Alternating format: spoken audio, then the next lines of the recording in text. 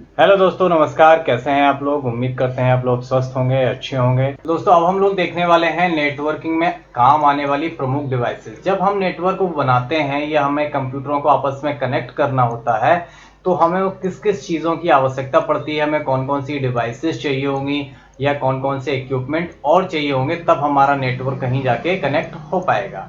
तो देख लेते हैं हमें कौन कौन सी डिवाइसेस है। एक नेटवर्क है तो उसमें बहुत सारी डिवाइसेस आपस में कनेक्टेड रहते हैं। वो जैसे हब है, रिपीटर है, स्विच है, राउटर है, मॉडेम है, ब्रिज है। इन सारी डिवाइसेस को भी हमें अच्छी तरीके से जानना होगा, तभी हम एक अच्छा और कुशल और एरर फ्री नेटवर्क बना सकते हैं।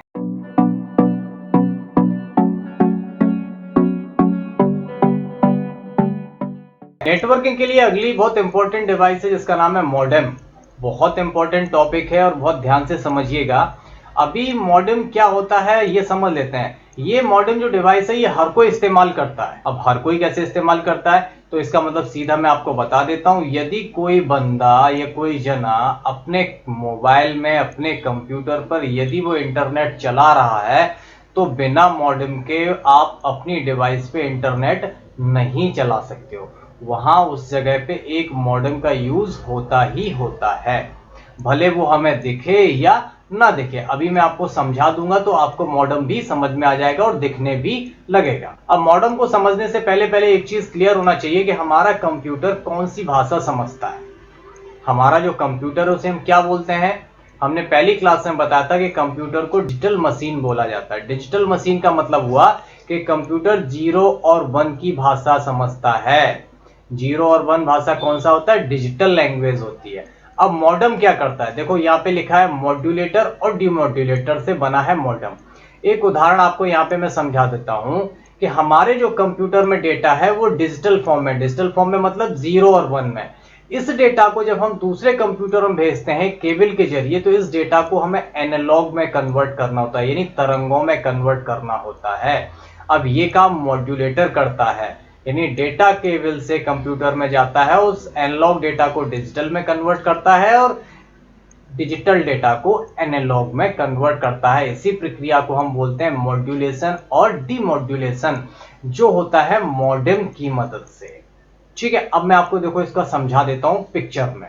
यहाँ पे दो कंप्यूटर हैं, कंप्यूटर ए, कंप्यूटर बी। ये सेंडिंग कंप्यूटर है, ये रिसीविंग कंप्यूटर, यानी ये डेटा भेज रहा है और ये डेटा रिसीव कर रहा है। अब हमें एक तो कॉन्सेप्ट क्लियर होना चाहिए कि हमारा कंप्यूटर सिर्फ 1001 समझता है और ये भी कंप्यूटर है, ये भी 01 समझे, क्योंकि कंप्यूटर मशीन का काम ही होता है। लेकिन जब कंप्यूटर से डेटा बाहर जाता है, ये तो हो गया डिजिटल सिग्नल, लेकिन जैसे ही ये कंप्यूटर से बाहर निकला तो digital signal converted into analog signal, analog में कन्वर्ट हो गया।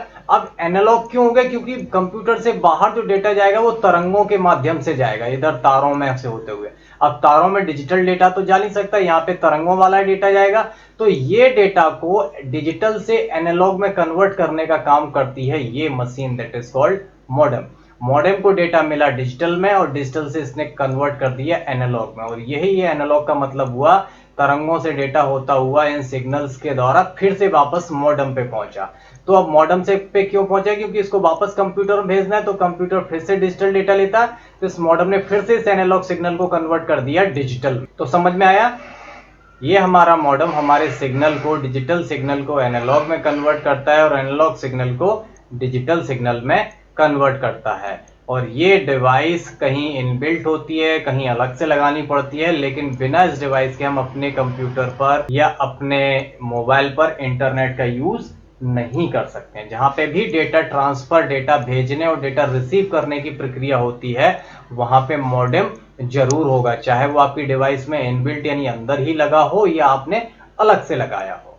ठीक है, तो दोस्तों उम्मीद करता हूं आपको कंप्यूटर नेटवर्क की डिवाइसेस हमें कौन कौन सी आवश्यकता पड़ती हैं, किन किन डिवाइसेस की मदद से हम अपने कंप्यूटर को बना सकते हैं, ये सारी चीजें आपको इस क्लास में अच्छी तरीके से समझ में आ गई होंगी।